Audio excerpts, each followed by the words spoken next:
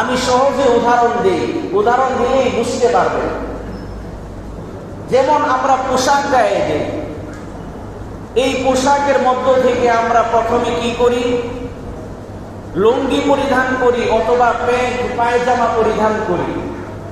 এই প্যান্ট পায়জামা যদি পরিধান করি, আমি গোসল করে এসে, তাহলে আমি উলঙ্গ ছিলাম, এখন আমি প্যান্ট পরিধান করলাম, পায়জামা পরিধান করলাম, লুঙ্গি পরিধান করলাম, এখন আমার শরীর একটু সুন্দর দেখা যায় কি যায় না বলেন? দেখা যায় না? এখন আপনি এই প্যান্টের উপরে অথবা পায়জামা লুঙ্গির উপরে আপনি গেঞ্জি পরিধান করলেন, এখন আপনার সৌন্দর্য আরেকটু বৃদ্ধি পেয়েছে না কমেছে? কোনটা? সৌন্দর্য আরেকটু বৃদ্ধি পেল না, বাড়লো না? এখন আপনি পাঞ্জাবি গায়ে দিলেন অথবা শার্ট গায়ে দিলেন, এখন সৌন্দর্য কি হয়েছে? আরো বৃদ্ধি পেয়েছে। এখন আপনি পাঞ্জাবির উপরে কোট লাগালেন, টাই লাগালেন, শার্টের উপরে কোট লাগালেন, টাই লাগালেন, এখন আপনার সৌন্দর্য বাড়লো না কমলো? কথা বলেন, সৌন্দর্য বাড়লো।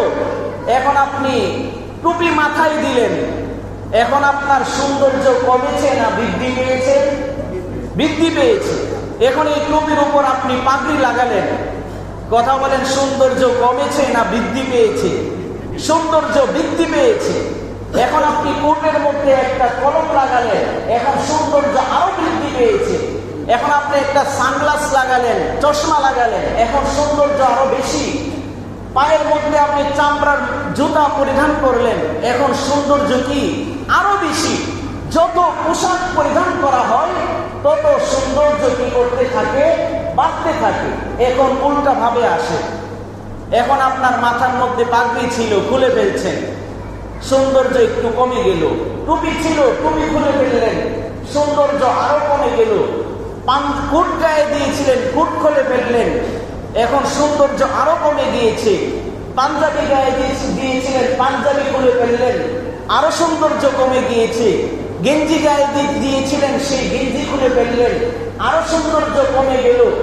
এখন আপনার শরীরের মধ্যে লুঙ্গি ছিল, প্যান্ট ছিল অথবা পায়জামা ছিল, এটা আপনি খুলে ফেললেন, এখন আরো বিদ্যুটে আরো বিশ্রী আরো কুশ্রী দেখা যায়। কথা বলেন ঠিক না বেটি?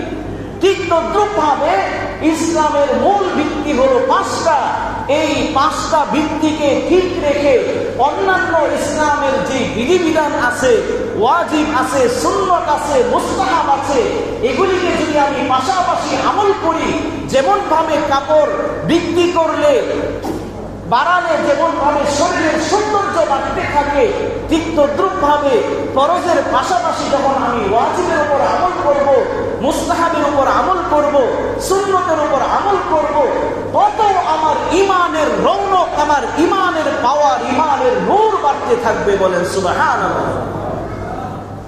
আর যত পোশাক খোলা হয় তত যেমন শরীরের সৌন্দর্য কমতে থাকে, ঠিক তদ্রুপ ভাবে আমি শুধু ফরজ আদায় করলাম, শুধু ইসলামের মূল ভিত্তিগুলো পালন করলাম, আমি ওয়াজিব আদায় করলাম না, মুস্তাহাব আদায় করলাম না, সুন্নত আদায় করলাম না, তাহলে যেমন ভাবে শরীরের কাপড় পরলে সৌন্দর্য কমতে থাকে, ঠিক তদ্রুপ ভাবে আমি ওয়াজিবের, সুন্নতের, মুস্তাহাবের আমল না করার কারণে আমার ইমানের পাওয়ার, নূর এটা কমতে থাকবে।